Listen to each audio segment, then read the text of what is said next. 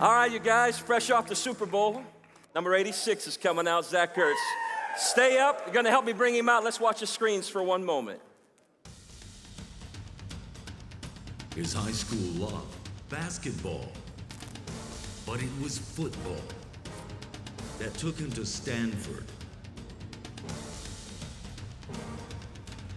to the NFL, Zach Ertz out wide, one-on-one. to the Super Bowl. Caught over the middle and into the end zone. Zach Ertz. Welcome, Super Bowl champion, Philadelphia Eagles tight end, Zach Ertz. Hey, you guys, bring out number 86 for the Super Bowl!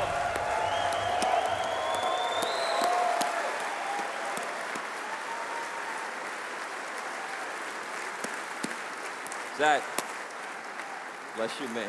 Thanks for having me, brother. You bet. Hey, he's not tall, he's big.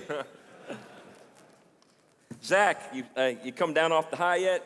I think it's going to last for a long time. Probably till game 1 next year. I think the whole city of Philadelphia will be on the high that they're on right now. It's insane. Oh, yeah. What an insane ride. I heard over 100 million people were dialed into the Super Bowl. Crazy time. Yeah, it's incredible. I mean, obviously the world loves football. What a stage. Yeah, there's no bigger stage than that. And I think with that, we understood that that comes with a ton of responsibility as well as believers. And the platform we've been given is huge for us. You bet. Hey, let's go all the way back. First thing we're going to do is dial in on behind every good man is a strong woman. Oh, yeah. We're going to talk about your mama, but let's talk about Julie real quick. Yeah, my wife Julie is a stud. She's a professional soccer Plays soccer. player. Yeah, she's a soccer player. She is the better athlete in our marriage, without a doubt. She's a superstar. She's a rock star. U.S. national team. Yep, she won the U.S. Player of the Year this past year. She's an unbelievable human. She's a lovely wife, and I'm so proud to be her husband.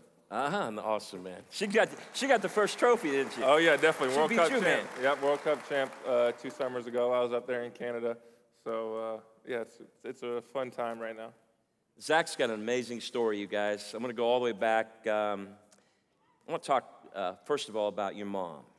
And your mom becomes your rock growing up as a boy. Yeah. And tell us a little bit about her. She was actually the one, by the way, who said you were destined for the NFL long before you even begin to think about it. Yeah, she's an incredible woman. My parents, I have 3 younger brothers, so I'm the oldest of 4 boys. And my parents separated when I was 15 years old. And oftentimes as men, we kind of shut everything off around us. We kind of become kind of, and with my 3 younger brothers, I was viewed as the leader, and I was just kind of like this. I didn't want to talk to anyone. There was no one around to kind of talk to about what I was going through, the terrible time that I was enduring at that moment when I was 15. So kind of the only way to express my anger that I had pent up was to work out and train. And so that was kind of when I started to get into the weight room, not because I wanted to be a great athlete, but because I didn't have anywhere else to go. Sports were kind of my sanctuary away from all the drama that was going on with my family. So it was definitely a tough time. I think looking back on it, I would have handled it a lot different. I think as men, we struggle communicating and being vulnerable with other people. And even when you're 15 years old, it's kind of been instilled on you already. Don't show weakness. Men aren't allowed to cry. So it was definitely a time in my life that was extremely tough on me, but my mom was the rock of our family at the time. I stopped going back and forth between my parents' house shortly after I experimented with it.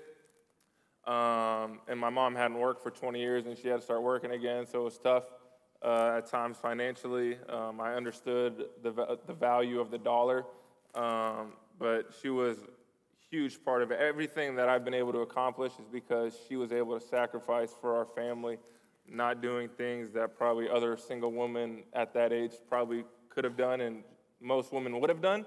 So, yeah, she's definitely been a huge influence on me, huge reason I'm here and the man I am today. Were you always big? Like, oh, yeah. I mean, there's a picture. There's a special picture, you guys. I hope they put it up on the screen. But when he was playing Pee-wee football. Oh, yeah. Okay? You actually were turned off by it because they wouldn't let you play. They wouldn't let him play because they wanted him to lose 15 pounds in order to play Pee-wee football or something. Yeah. Is that right? I should have had an advisor to cut that hair, by the way. That is horrible. But yeah, I was 7th grade, so 12 years old, I think, or 13 years old, and I think the weight limit was 125 pounds. I was 140 pounds. They put me at left tackle because I was the biggest kid, and obviously as a On the tight line. end, I love catching the football, and at left tackle, you're not catching any balls. And they put me at D lineman too, just because I was the biggest kid on the team. I was like, come on, where's the scouting department when you're 12 years old? But yeah, I absolutely hated it. I had to lose 15 pounds. So I was like the kid sneaking donuts on the side because I wasn't able to indulge in anything. I was on a strict diet in order to lose 15 pounds. And so I made the team, and after that year, I said, I'm done playing football. I'm never playing again. 8th grade year, didn't play at all. And then freshman year of high school, my mom says, you're going out for the football team, not to play football, just so you can make friends going into high school, so you're not a weird kid or whatever it is. Not that there's anything wrong with not playing football, but she thought that they would be a good avenue for me to meet people and kind of branch out. And so then they allowed me to play quarterback for a year. It was kind of half quarterback, half receiver, and safety on defense, which... Yeah, I want to talk about that in a moment. But, Zach, your real first love was basketball. Yeah, I love basketball. He actually played basketball. That's where you were. And that's where, by the way, you really kind of got found out. Yeah, definitely. That your athleticism was shown because you played basketball. Yeah, I was a basketball player since the moment I could actually shoot a basketball or do anything athletic. I loved the game of basketball. I would spend hours and hours on the basketball court that we had in our backyard. And it was kind of a way, looking back on it, that I started developing my hand-eye coordination. And I didn't know the plan that God had for me down the road, but he put me in a sport that at the time I loved 10 times more than football. And I was developing that hand-eye coordination, the body control that I'm able to use now. But back then I didn't see anything like that. And so my junior year of high school, I was still playing football. I thought I was going to play college basketball, but we had a guy that played tight end for the 49ers. He was a three-time Pro Bowler. He came out and coached me only because my high school football coach said, hey, we got this basketball player who thinks he can play college basketball, but he really can't. Will you come out here and kind of show him his potential? And I was 16 at the time, and a former NFL tight end is coming to my high school telling me, man, if you do X, Y, and Z, you're going to be playing on Sundays in the NFL. And I was like, I barely even know you. Who are you? Like, I thought he was crazy, but obviously he knew what he was talking about. He was a big believer, and And that just like God, to start serendipitously dropping into your life. Exactly. These kind of moments. Yeah. Zach, you said when you were in 9th grade, Mom forced you to go back up for football. You actually played, again, let me say this, played quarterback and some wide receiver, and you were playing free safety, basically, right? Yeah. Can you imagine him playing free safety coming at you? It was a lot of fun. I mean, he's a monster. But, Zach, that's where the love for the game began to develop because of probably a lot of on-field success, but you're in this whole thing, and you mentioned earlier about your family. I think it was your sophomore, junior year, your family splits up. Yeah. That's a tough time for any kid. Yeah. It really is a tough time. And so probably an expression of all that, as you were saying, all that anger, all that frustration or whatever it was starts working its way out through sports. Yeah. You know, and you're trying to find your way. Yeah. Let me go back. Let me give a name to this guy that God brings into your life. Brent Jones, right? Yep. So tell us about Brent again. I mean, Yeah. because this is really a page turner for you. Yeah, definitely. So Brent was in the area. He played for the Niners. I grew up in Northern California. Our high school was in the East Bay. His daughter was a year older than me at the high school. She was dating our star quarterback. So he was always kind of around the program watching Drew, who was a year older than me, one of my best friends. And so he gets brought in to Monte Vista coaching just for the year. It's not like he stayed for my senior year, too. He only came in for that 1 year to help me out. And that is, if that's not God kind of saying, let's push him in this direction so I can use him down the road, then, this guy had no business. He hasn't coached football since. He didn't coach football before that, just that 1 year to kind of allow me to reach my potential. And obviously, the guy walks onto the field, and I have the utmost respect for him because I'm playing the position that he played. I didn't really know who he was, but I knew his resume. And so, yeah. And this guy looks at you and just says, hey, man, this kid's got some ups, his body. He's watching him play basketball and everything, saying, I like the way he gets up and he uses his body. This kid's going to play in the NFL. Yeah. He comes back and says, you're going to play in the NFL. What do you think? That was crazy. Like I said, I was like, I just really want to play basketball, really. I don't even know if I want to play football. And you're talking about the NFL. And so after, like, my first game of my junior year, I go out and have, like, 140 yards and a touchdown. And I start getting these letters from bigger football schools. I was getting letters from small school basketball schools, but I think my first letter for football was Northwestern. And I was like, Big Ten? I would have never dreamed of playing a sport in that kind of size of a conference. And then he actually reached out to Jim Harbaugh at Stanford at the time and said, hey, I got this kid in the East Bay. He's a tight end. You need to offer him a scholarship. So Stanford comes in. Coach Harbaugh offers me a scholarship. And then I commit to Stanford in November of my junior year. But then that's when things kind of still are in motion. At Stanford, you have to do a full application. There is no, like, this guy's getting in, that guy's getting in, like a lot of those SEC schools. Hey, I'm going to add a little piece to this story. Zach didn't actually pick Stanford. Somebody else did, his mom. Yeah, so I took a visit. At this point, I didn't know if I was going to get into Stanford. It was like October of my junior year. I still hadn't been admitted. I had to take the ACT twice. Stanford, your senior year, you have to take 2 honors, AP classes. My senior year, I was like, I don't even want to do this, really. I'm a senior. All my other friends that are going places for college aren't doing any work. They're just chilling at this point. And so I go visit UCLA because that was a school that had, they were always on me recruiting me wise. And so I go down there and you see LA, you're like, man, this is for me. I'm 17 years old. I don't really know any better. I want to come here. And so I finally get admitted to Stanford, and my mom says, oh, UCLA is no longer an option. You're going to Stanford. You're staying 45 minutes away from me, and it's going to be way better for you long term. And she was 100% right. Yeah, that's awesome. Yeah. You played with a guy there. I mean, obviously, when they're recruiting you, they're probably talking about how they're going to throw the football to you and stuff like that. But there was a quarterback there named Andrew Luck, yeah. Luck. Some of you guys might have heard of him. Yes, indeed. How was it playing with Andrew? It's phenomenal. I mean, even when I was getting recruited, the coaches would tell me, hey, this guy's not playing right now. He's redshirting, but there's a kid here that's going to be really, really special. And I was like, okay, great. I can't wait. So I get there, and this guy is like, there's no balls hitting the ground. Every pass is a completion. I'm like, yeah, we're going to be pretty good for a long time.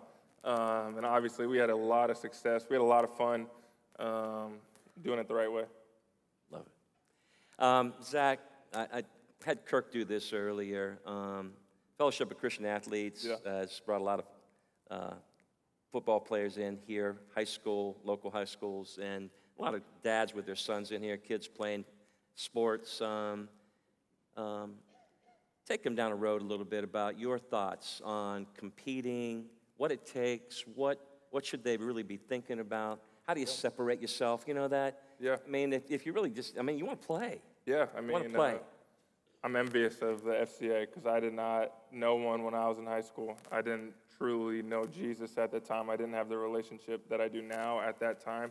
So I encourage every young athlete that has the opportunity to do that to fully immerse yourself in that scenario, in that environment, because the ability to connect with other believers that are going to be able to lift you up when you're going through a hard time is exactly what this room is filled for. So with what the FCA is doing is phenomenal. Dealing with adversity, everyone's going to go through adversity when you're playing a sport. Everyone's going through adversity, no matter what walk of life you've been called to do. But it's to be able to have that perspective that the Word truly provides you that will really change your life. Zach, people talk a lot about discipline, attitude, all those different things. Is there one thing that you've seen that has helped separate people up at that collegiate level, maybe up even in the NFL? You say, that's it. That's a big deal right there. Yeah, I think I had someone speak to our Stanford team when I was a freshman at the time. And he gave this whole speech about how when he was playing football, this guy was a Hall of Fame guard for the Raiders, and he came back to coach Stanford. Steve Wisniewski was his name. He came back to Stanford and gave us this story about how he approached college, how he approached the NFL, and it really resonated with me. He said his mindset was all about giving everything he has to football, to life, to his marriage, so he has no regrets when he's done. And that's kind of the thing that I've kind of instilled in myself. I want to work as hard as I possibly can. I'm going to prioritize the things that are important in life, not going out to a party on a Friday night when I was in college. I didn't really do any of that stuff in college. I wanted to focus on my schoolwork and my football because I knew that was going to be important down the road. So everything I've done has kind of been with that attacking mentality that everything in football, I'm going to pour into. Because when I'm done playing in hopefully 10 years from now, I'm going to look back and say, I gave everything I possibly could to football. And then when I'm done, I can't say that I regretted doing this or I regretted doing that or I wish I did this. It's probably the one thing that people that didn't make it to this level would always say, man, I wish I would have done that. I wish I did that, or I wish I worked harder. But I kind of have that mindset where I'm just giving everything I have into this, and it's really in my spiritual life too, is I'm putting everything into this because I don't want to get to heaven one day and say, man, I wish I would have done this, or I wish I would have done that. And so that's kind of been the mentality that I've had, and anytime I kind of speak to someone that's in high school, is focus on the things that are truly important in life to you, whether it be school, whether it be academics, whether it be chess. Be the best chess player you can possibly be if that's the avenue you've been called to do. And when you're done with it, when your career's over, then you'll be have that right mindset. Hey, let's fast forward to 2013. Yeah. It's draft day. Zach gets picked 35th overall, right? Yeah. So you were round 2, pick 3. Yeah. Not first round. Still bites me. And guess who called? The Philadelphia Eagles. Did you think you were going to the Eagles? Did you want to go to the Eagles, man? I did not think I was going there. Kind of like Kirk's story when I was listening. They drafted Robert in D.C., and the Eagles just signed a guy in free agency that they were paying a lot of money to. They had a Eagles probable Hall of Famer in Brent Jones who had been there forever. I was like, I'm probably not going to that team. I thought I would go from picks like 20 to 40. When I didn't get picked in the first round, I was really bummed. My wife and I had a couple donuts that night to kind of indulge in, to kind of boost my spirits. But Philly at the time, when they called, I was shocked. My wife now, my girlfriend at the time, is a year younger than me in school. So she was a junior when I was a senior coming out, and so it was definitely a lot of uncertainty in that regard, going 3,000 miles away to the East Coast, going to the NFL when you hear all these bad rumors about NFL players. For her, it was tough. She was not the happiest of campers at the time. She was in tears, but it worked out. There was definitely a reason, a much bigger reason than I would have known at the time of why I'm in Philly. Exactly. Hey, and interesting, you guys, his rookie season, he played in every game as a rookie. Caught passes in every game but 2 that year. Yeah. And here unfolds an incredible career. This guy every year starts just going and going. And Zach, a part of the journey here, you wound up that one year with a serious groin injury, and then right after that, a concussion. I mean, you got hammered. Yeah. Talk to us about that adversity piece there. Did you think it was over? I mean, what was going on? I mean, so I've been dealing with groin issues my first 2 years in the league, and then that summer training camp, it finally just comes off the bone. I tear 3 adductors off the bone. Oh. They had to go in, attach all those. They tied my abs down back to my pelvis because those were fraying a little bit. And the first game was in 4 weeks. So I was like, I'm not missing a game. So they said 6 to 8 week recovery. I was back in 3.5 weeks just because I was pouring everything into this recovery. And so I started off slow. I definitely wasn't myself the first quarter of the season for sure. And then I start slowly getting better, back to myself. Then I get a concussion, miss a game. And then I end the season really strong. But that's also the year our head coach gets fired. So there's a lot of uncertainty going into the offseason. I signed an extension in Philly that offseason. So at that point, I'm like, okay, I'm good. I'm set in Philly. Adversity's over in football. I'm good. I'm ready to go, which couldn't have been further from the truth. So, yeah, it was definitely tough. Those injuries are part of the game, though. Adversity, you're going to deal with it, like I said, in every walk of life. It's about how you respond to it, though. I asked Kirk this, and I wanted to ask you, what's it like for you, man? How do you prepare yourself mentally? I mean, to go out there, I mean, it's fun. There's a lot of glitz and glamour. It's also a big-time grind. Yeah. You know that? I mean, how do you do that? Yeah, I think it's all about that routine. I talked to Tony Gonzalez one time, who was an unbelievable tight end, and he called it his routine of greatness. So he had a routine Monday, Tuesday, Wednesday, Thursday, Friday, Saturday, whether it was on the field, whether it was off the field, whether it was in meetings, out of meetings, that he would do each and every week. And you kind of get in that routine, and I've developed mine, and it works for me, and my routine is going to be different from another tight end's routine. But you develop these habits that are going to consistently guide you. And when I wake up on a Monday and feel horrible and don't want to do anything, I feel like that itch that it's Monday. I got to do X, Y, and Z in order to be able to play my best on a Sunday. Just keep work. Just keep drilling. Just keep going. Exactly. I think it's that no regrets mentality, too, that no matter what I'm dealing with, I got to do this, because if I don't, I feel like I'm going to not be as good of a football player. So I'm kind of letting a very big person down if I'm not giving my all out there because of the platform God's given us. Wow. You ever look across the line and see some players over there and think, uh-oh. Oh, yeah. I mean, you're a big boy, but We played in the Super Bowl. James Harrison was on the Patriots. That guy is a monster. But, yeah, he's probably the one guy that I looked across the line. I was like, golly, I don't know what to do against him. 2016. Yeah. New coach. Coach Peterson, you're got a new quarterback, a guy named Carson Wentz. Yep.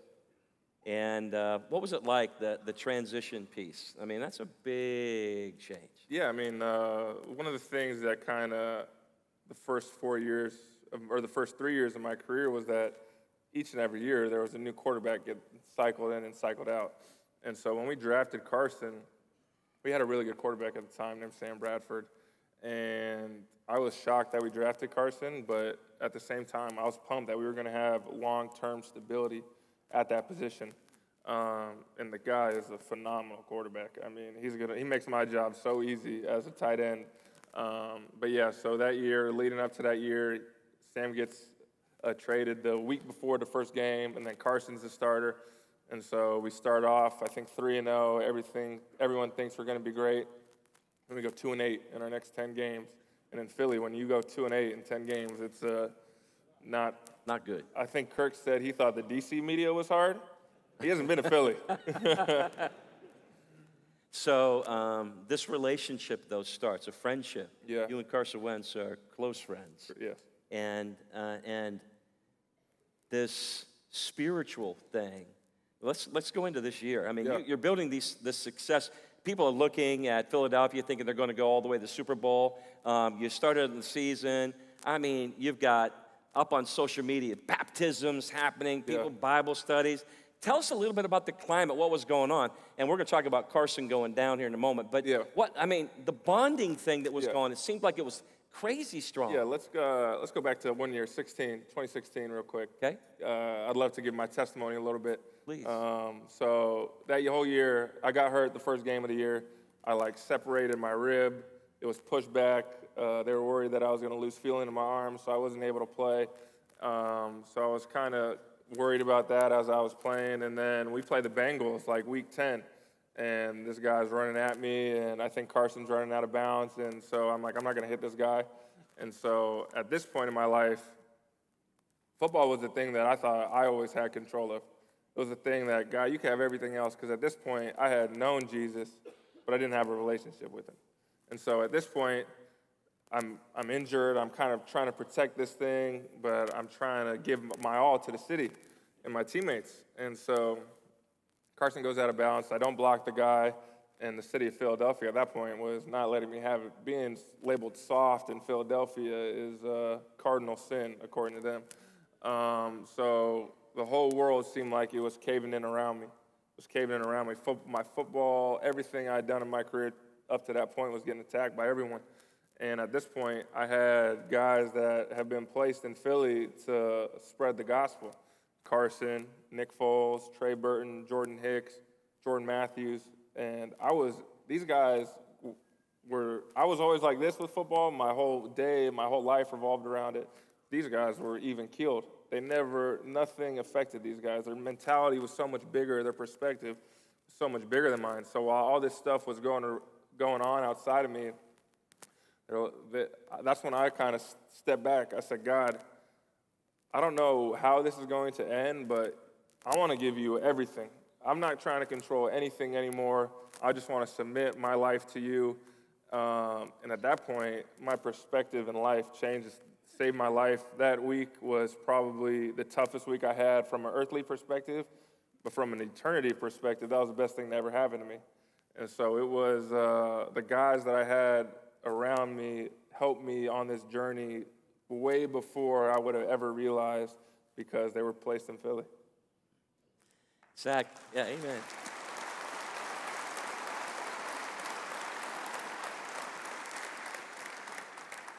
For you and your teammates, there really was a spiritual kind of revival or something that started taking place.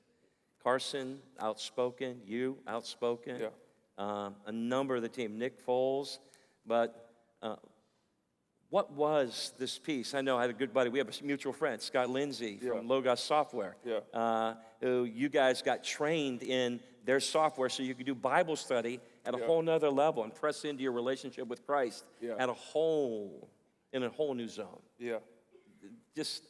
Yeah, the spiritual, the brotherhood on our team from a spiritual bond is nothing like it in the NFL. I was just talking with Kirk back there, and he said, man, there's nothing like that in the NFL. What you guys have in Philly is special in that regard.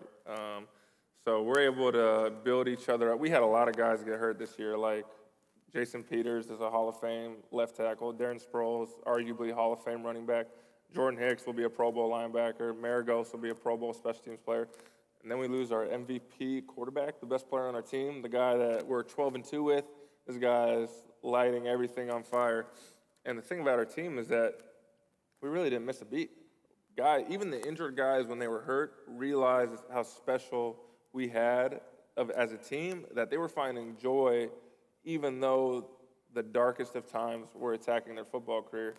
And we got a lot of guys that are vocal. And honestly, the morning of the Super Bowl, we have a chaplain come in for every night game.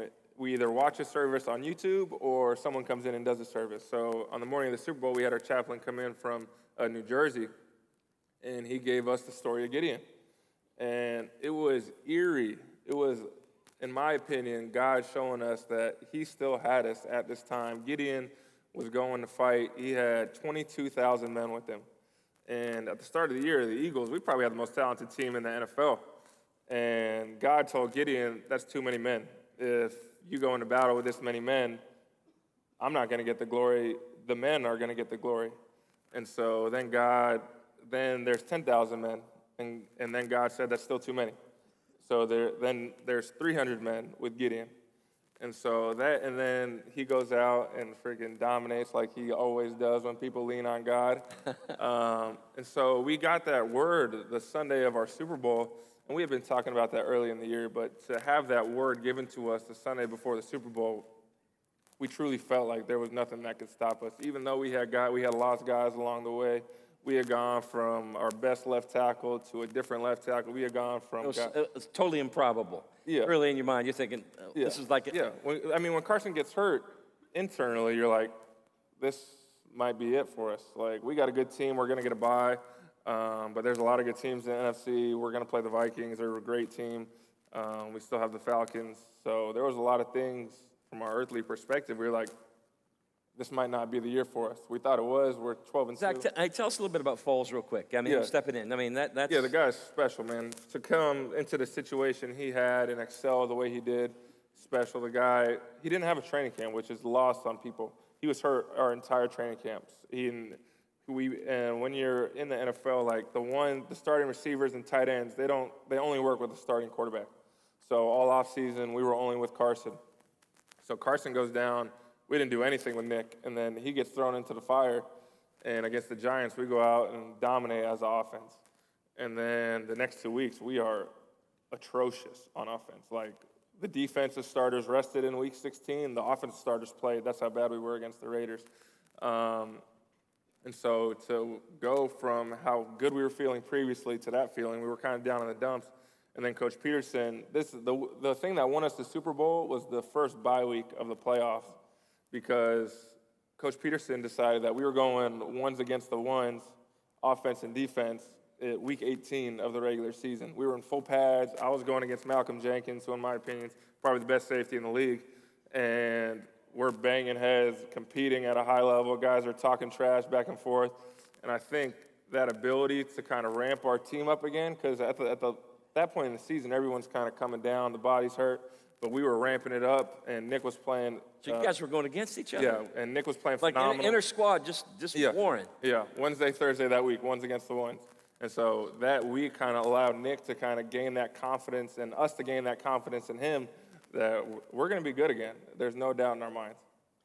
Zach, whenever you guys made your way into the Dome for the bowl, the Super Bowl, I mean, there must have been an aura that was, and kind of a David and Goliath story here. Come on, you're going up against Belichick, Tom Brady, the tradition of the Patriots. Yeah. They're there. Everybody's talking about them. You guys are, well. Yeah, I mean, what was it like walking in there? Yeah, it was surreal, honestly, if I'm going to be honest. That game is the game that you watch growing up as a kid. That whole week is not about football. It's the spectacle of the Super Bowl. You get there. We got there Sunday night. We had an hour interview Sunday night. Monday, same thing. Tuesday, same thing. The top 10 guys on the team are up on these podiums with there's all these reporters in front of you for an hour straight, which is never the case. And then so every day you have these media obligations, and then you get to the game finally. You're like, finally, we're playing football. And then there's like a 10-minute, I think Pink played for what seemed like 10 minutes in my eyes for the national anthem. And then the halftime show was like 35 minutes long. So there was all these outside kind of chaoses around you as a first-time team in the Super Bowl, and you're going against the Patriots who go there every year, it seems like.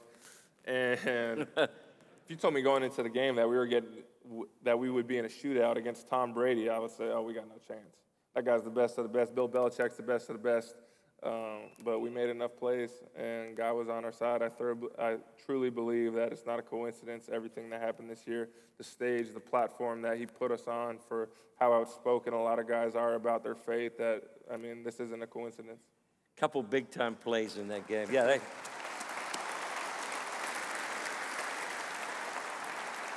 couple big-time plays in the game. Of course, Foles, first quarterback, I think, to throw a pass and catch a pass for a touchdown. Yep. That was insane. Yeah. That was a big-time momentum shift. Yeah. But also, you guys are down, and there's this play, and there's this guy, number 86, who catches the ball and is diving for the end zone, and the ball goes across the plane, hits the ground, comes out of your hands. Did you think it was a touchdown? Yeah, I'm going to interject right there. I know. I caught the ball, I ran. There we go. And then dove. And then the ball, at that point, had already crossed the goal line. Yes. So I thought it was a moot point. I think a lot of people were confused why it was reviewed so long. But if they had overturned that, city of Philadelphia would be no longer on the map. Be wiped off. Yeah, Zach, Coach Peterson, after in the post-interview, gave the glory to the Lord. You guys all since then have. I want you to speak to these guys, man. I mean, you're on a ride. Yeah. But I tell you, talking to Zach here, one of the things I realized was he's different. There's something inside of him that's different. To go up there, man, and do all that stuff and come here. You wanted to be here. Yeah, definitely. That's what we appreciate. I mean, this is what I want to do. I want to share my story. I want to encourage people to learn about Jesus, not just to learn about him, but to truly get to know him and what he's about and what he did for all of us. It is truly remarkable when you read, when you understand, when you gain that relationship and that perspective, how much different and how much better life can be on this earth than for eternity. And so when Coach Peterson goes up there after we win the Super Bowl, and he says, I want to thank my Lord and Savior, Jesus Christ, that kind of tells the team, I see what you guys have been doing. I'm encouraging you guys to do whatever you want to do to give God the glory. And so I want to interact with you guys. I want to help you guys out. One of the things, I wouldn't be here without the group of men that have constantly encouraged me each and every day. So if I could encourage you guys to surround yourself with people that are going to hold you accountable, that are going to make you a better believer, that are going to push you to understand the word better, that is something that changed my life. Sports and whatever walk of life you are in, the people you surround yourself are going to shape who you are and how far you're able to develop as a believer. And when you're able to develop, you're able to gain that confidence that the Spirit is moving through you each and every day, and just let it come out. And that's what I want to do here, guys, just to encourage you guys to surround yourself with believers. You guys are obviously making huge strides being here today. So proud of each and every one of you guys. You guys encourage me, just hearing your guys' testimonies too. So that's all I want to do is spread the word. I mean, we don't play for the thousands of people in the stands or on TV each and every week. We play for an audience of one. And that's kind of the mentality that we had as the Eagles. And that's all I got to say. Awesome, Zach. Hey, you guys, if you appreciate his testimony, let him know it. Philadelphia Eagles Super Bowl champ.